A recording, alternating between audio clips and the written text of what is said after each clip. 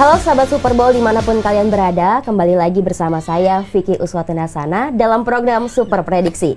Kali ini kita akan membahas FIFA Matchday 2023, pertandingan antara Timnas Indonesia versus Argentina yang akan bertanding pada 19 Juni besok di Stadion Utama Gelora Bung Karno, Jakarta. Kali ini kita akan membahas nih prediksi pertandingan tersebut bersama narasumber kita hari ini, Bung Majid. Halo Bung Majid. Halo, selamat pagi. Gimana nih kabarnya pagi? Alhamdulillah, baik sekali. Alhamdulillah. Ini kalau melihat pertandingan Timnas Argentina versus Indonesia nih gimana nih? Kan antusiasnya kita tahu ya. Banyak yang war tiket dari kemarin tuh luar biasa. Gimana? Betul, ya, kita bahas dari pertama tentang war tiket karena kita tahu Indonesia melawan tim yang baru aja juara Piala Dunia, apalagi banyak mega bintang di dalamnya dan secara peringkat juga sangat jauh ya. Kita tahu Argentina sendiri berada di peringkat pertama sementara kita berada di 149. Itu saya belum tahu update terbaru karena semalam Indonesia imbang ya lawan Palestina. Mungkin ada perubahan mendapatkan poin atau seperti apa. Nah, bisa saya ceritakan war tiketnya ini dari PSSI itu mengeluarkan sekitar 60.000 tiket yang dibagi menjadi 3 tahap, tanggal 5, 6, 7. Sebelumnya itu memang war-warnya itu satu minggu sebelum. Nah, itu memang di media sosial yang mungkin Vicky tahu ya, itu antusiasnya udah pada luar biasa ya. Tanggal 5 itu kalau tidak salah awal BRI ya. BRI yang mengeluarkan, jadi khusus nasabah BRI yang bisa membeli di tiket.com dan itu dalam kurun waktu sekitar di bawah 10 menit 20.000 tiket sudah habis terjual. Dan itu tiket yang paling termurah itu di kategori 3 itu 600.000 sampai di VVIP itu 4.250.000. Itu habis itu. Kemudian masih ada tahap selanjutnya di tanggal 6 dan 7. Kalau itu pembeliannya kalau tidak salah bebas, tidak hanya untuk nasabah BRI saja. Sama halnya dengan tanggal 5 itu. Bahkan di tanggal 6 sama 7 itu saya yang ikut war juga karena untuk saudara-saudara saya yang mau menonton itu di bawah 5 menit udah bisa laku terjual. Itu di tanggal 6 20.000, di tanggal 7 20.000 tiket. Sehingga 60.000 tiket itu benar-benar antusias atau para penggemar Indonesia untuk bisa melihat langsung timnas Argentina tampil di GBK itu sangat tinggi sekali. Di sisi lain memang timnas kita juga sedang bagus-bagusnya, apalagi juara SEA Games, walaupun yang nanti yang akan menghadapi di Argentina FIFA Matchday nanti kan timnas senior. Tapi kita sebagai masyarakat Indonesia, supporter Indonesia, kita juga harus ketika di sana juga tetap mendukung timnas Indonesia gitu.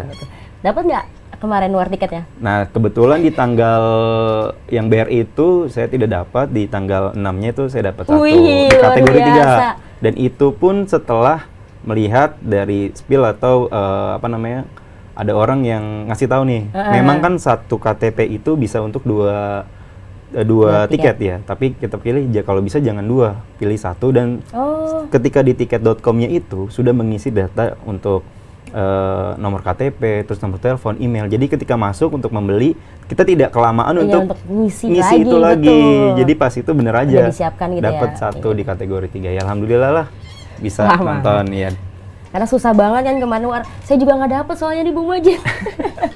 Ya gitu. Kalah cepat. Yeah. Tapi ini dari berita-berita kemarin nih, dikabarkan katanya Messi absen nih di pertandingan Indonesia versus Argentina ini. Nah, itu khusus yang para penggemar Messi, mungkin yang niatnya menghadapi atau melihat pertandingan timnas Indonesia menghadapi Argentina hanya untuk melihat sosok Messi, sang mega bintang peraih 7 gelar Ballon d'Or, pemain terbaik di dunia 7 kali.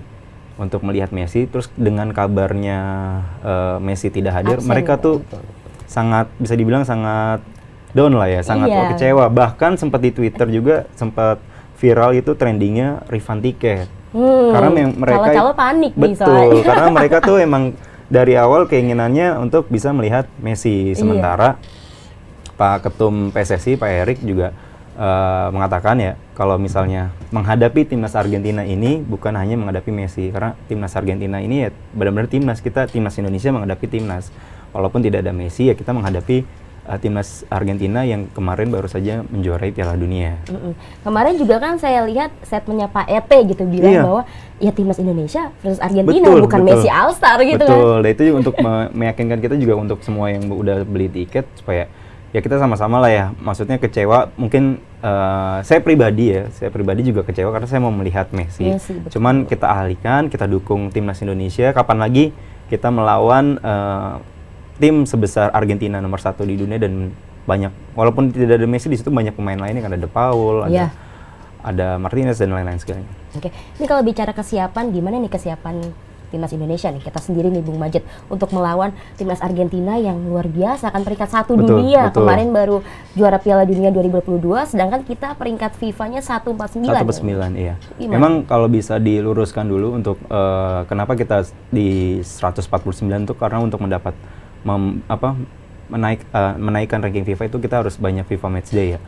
Nah, dan Indonesia juga sekarang di eranya Pak Erik juga ke depan akan memperbanyak FIFA Matchday untuk misal mendapat poin, dan itu bisa memperbaiki ranking kita. Dan kemudian bagaimana persiapan dari timnas kita sendiri melawan tim nomor 1 di dunia ini, timnas Argentina.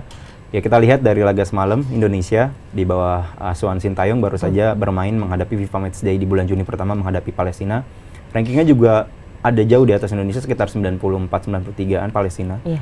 Tapi kita lihat permainan Indonesia juga sudah mulai bagus, dan dukungan supporter juga pastinya ya memberikan, walaupun hasilnya secara hasil kita tanpa gol ya semalam 0-0 walaupun banyak peluang. Dan ya ini juga menjadi modal ya buat Sintayong, walaupun harusnya kita bisa menang, tapi ini kan sepak bola. Timnas Palestina juga dia datang juga tidak dengan kekuatan yang tidak hanya datang untuk bisa kalah atau seri aja, dia juga ingin menang. Terlihat kan semalam Rashid dan kawan-kawan juga ingin memenangkan pertandingan, banyak peluang juga dari mereka. Oke. Kalau strateginya kira-kira seperti apa nih yang nanti dipakai oleh Sintayong dan juga Lionel Scaloni dalam pertandingan? Kalau strategi sih menurut saya ya Sintayong untuk pertandingan semalam, karena yang dipakai itu ada dua pemain naturalisasi yang baru langsung dipakai, itu Rafael Struijk sama Ivan Jenner ya kalau tidak salah. Pakai 4-3-3 semalam, ada si Sarul kan sebagai kiper, kemudian di belakang itu ada Elkan Bagot sama Rizky Ridho, terus di kanannya ada Asnawi, kirinya ada si Pratamaran. Nah, 3 di tengahnya ini semalam tuh pakai Marcelino Ferdinand, terus ada si Kambuaya, Mark Klok, dan 3 depannya ada Yakub Sayuri, ada Dimas Derajat, dan ada si Rafael Struijk. Kemudian Sintayong mengubah kan skemanya dengan di babak 2 dengan masukkan Ivan Jenner, kemudian masukkan Dendi juga untuk lini depan. Kalau saya lihat untuk pertandingan melawan Argentina, mungkin dengan skuad yang ada ini, ke 26 pemain yang dibawa oleh Sintayong ini, dia masih akan melihat dari hasil ini akan melihat untuk merombak bagaimana permainan nanti melawan timnas Argentina. Selain itu kita juga bisa melihat nih Argentina besok akan menghadapi, atau hari ini ya akan tanggal 15 atau menghadapi Australia lebih dulu ya di Cina. Nah, di situ juga Sintayong akan menganalisa dulu nih dari permainan Argentina. Toh kabarnya yang datang ke Indonesia, yang datang atau yang bermain itu lapis keduanya dari Argentina. Walaupun bagaimana itu pun ya Indonesia harus menghadapi timnas Argentina, dan kalau misalnya nanti Indonesia sampai menang ya bagus. Nah, kalau untuk Scaloni sendiri ya saya lihat ya, kalau memang benar dia menggunakan lapis kedua, dan lapis keduanya timnas Argentina kan bisa dibilang ya sama rata, karena banyak pemainnya yang bermain di Liga Eropa, di Liga Inggris, Liga Spanyol, Liga Prancis. Mereka banyak pengalaman di sana, dan kita menghadapi walaupun lapis kedua timnas Argentina itu juga menjadi acuan dari kita juga untuk bisa benar-benar fight, walaupun ya tipis-tipis lah. Mereka yang menjuari Piala Dunia kemarin pasti akan tampil di GBK nanti. Berarti itu tadi pemain naturalisasi kita, Ivan Jenner dan Rafael Struijk baru pertama debut ya di laga ini. Betul. Kalau bicara kontribusi mereka gimana sih, Bung Majid?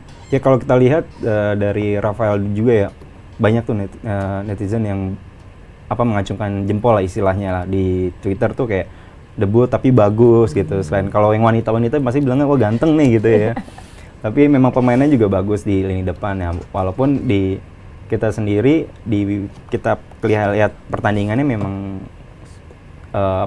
sisi penyerangan kita memang agak kurang. Kita bagus di lini belakang, skema permainan di lini tengah bermain juga bagus, taktiknya bagus. Cuman ketika sampai ke depan kita masih bingung. Itu harus seperti apa ya untuk bisa membobol gawang. Nah, itu memang menjadi PR sih dari Coach Sin untuk bisa di lini depan kita untuk bisa mencetak gol. Lalu apa sih menurut Bung Majid nih yang diinginkan PSSI gitu? Karena dengan mendatangkan tim besar sekelas Argentina gitu.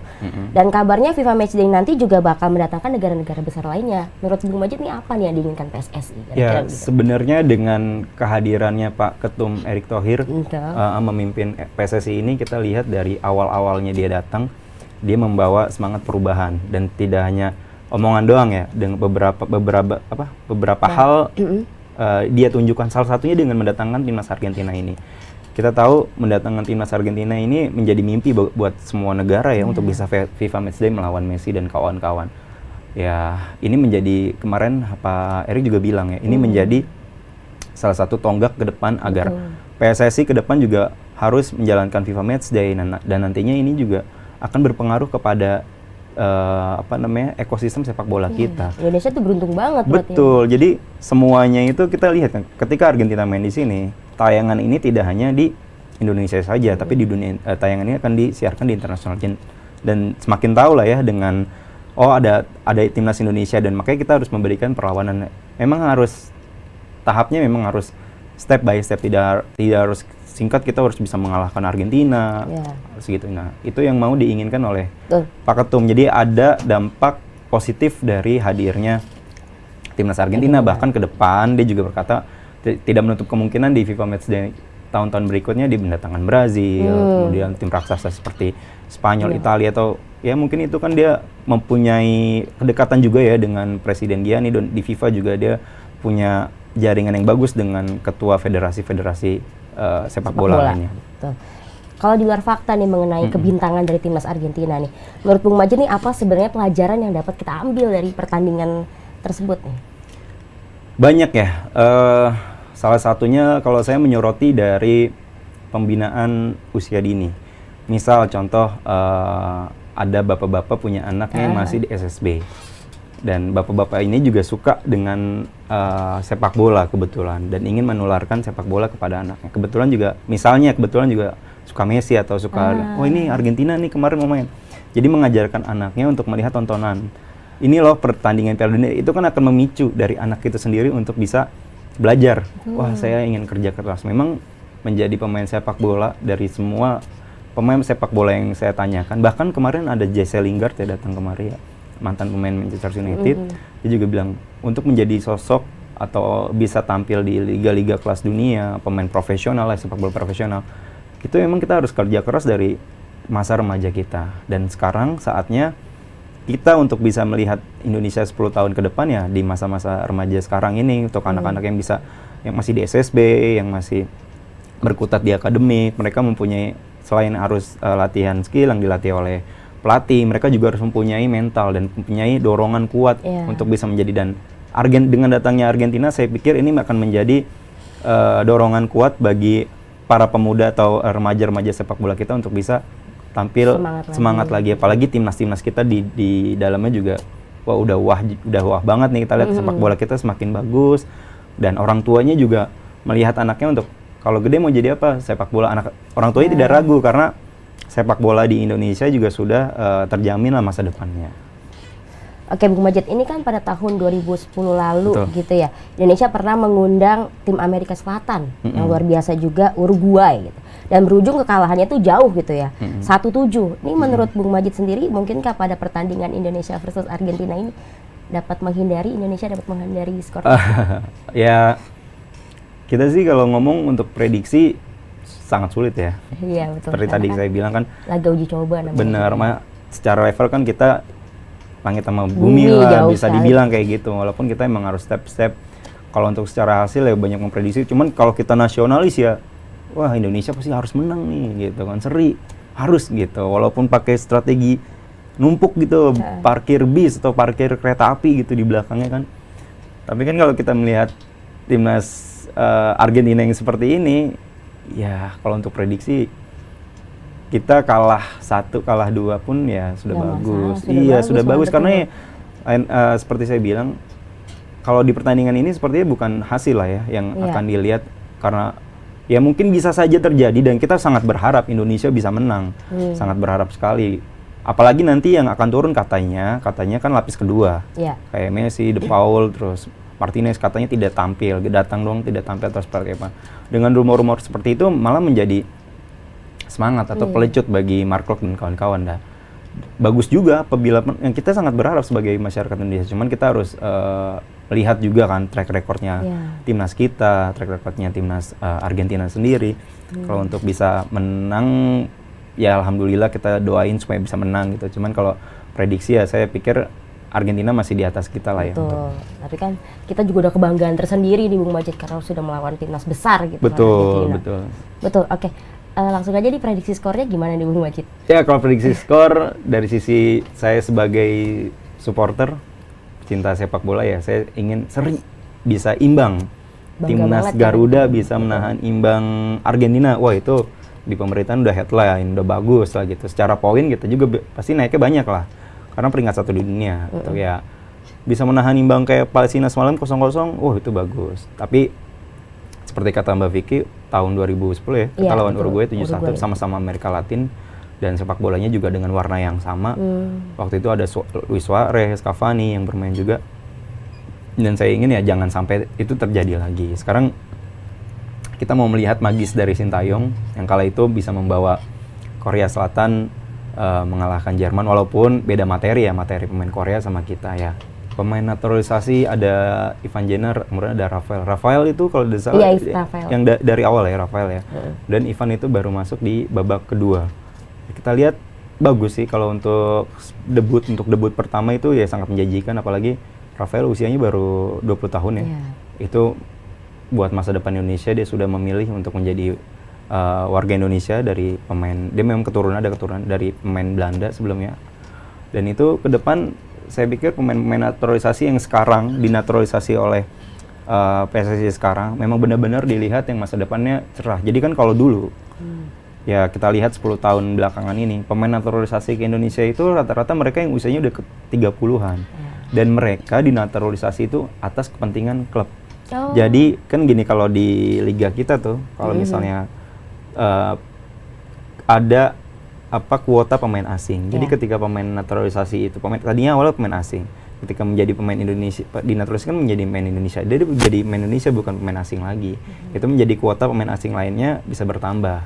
Nah, itu tadinya yang menginginkan naturalisasi itu klub, makanya usianya tuh yang bisa dibilang sudah tidak produktif, usia 30 gitu tapi masih dalam masa keemasan mereka. Cuman untuk 3 tahun ke depan, 4 tahun ke depan waktu itu tidak bagus juga ya. Tapi kalau untuk sekarang kita lihat pemain naturalisasi selain muda, kita lihat juga kualitasnya, dan itu terbukti dari 2 pemain ini, Ivan dan Rafael ya, kita lihat bisa ya.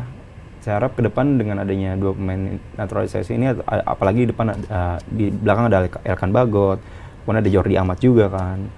Terus ya harapannya sudah bagus kelihatan. Oke Bung Majid, tadi kan Bung Majid sudah membahas materi pemain dari timnas Argentina. Nih kalau materi pemain dari timnas Indonesia sendiri gimana di Bung Majid? Karena kan kemarin kita lihat melawan Palestina kemarin banyak materi yang tidak diturunkan. Betul Vicky. Kita melihat juga Sintayong akan belajar ya dari pertandingan melawan Palestina semalam, dan untungnya di FIFA Matchday tahun ini di bulan Juni ini kita di lawan Argentina itu FIFA Matchday kedua. Jadi waktu lawan Palestina ini menjadi evaluasi sendiri dari Sintayong untuk bisa merotasi beberapa pemainnya, karena kita lihat si Rafael Struijk ini dia bermain sebagai second striker ya, di belakangnya Dimas Derajat dengan usianya masih muda ya, pemain debutan naturalisasi baru bermain tapi dengan gaya dan visinya sangat bagus, dan mereka pun Rafael pun mendapatkan apresiasi ya dari para netizen ya. Wah, mainnya muda, bagus, trending ya, sempat trending.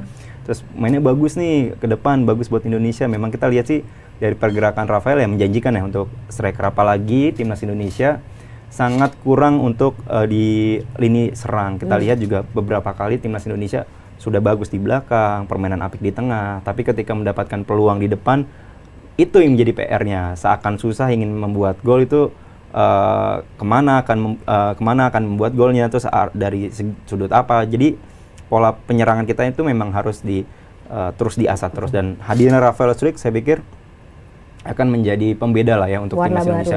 Ini umurnya masih muda ke depan. Terus kemudian juga kan kita lihat juga ada si Jordi Amat yang memang tidak ikut ya, cedera. Sandy Walsh juga, dan ada katanya kabar ada Saint Patinama nanti baru datang, dan kemungkinan akan tampil menghadapi Argentina. Dan satu pemain lagi, Ivar Jenner, bermain di lini tengah.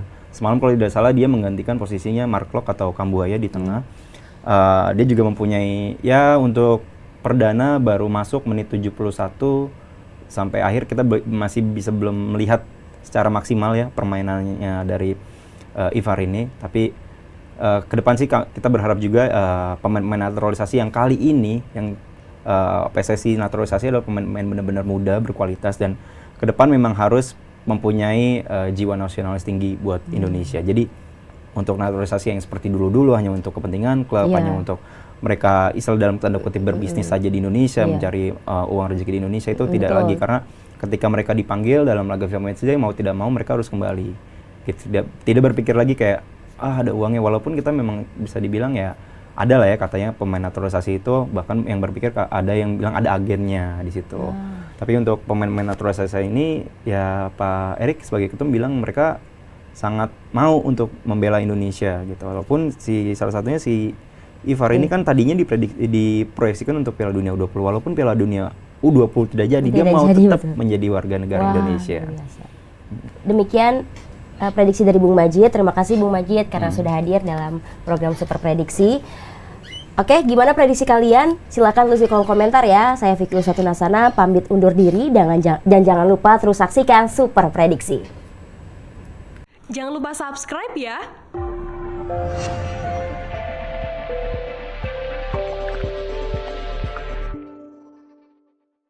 Jangan lupa subscribe ya.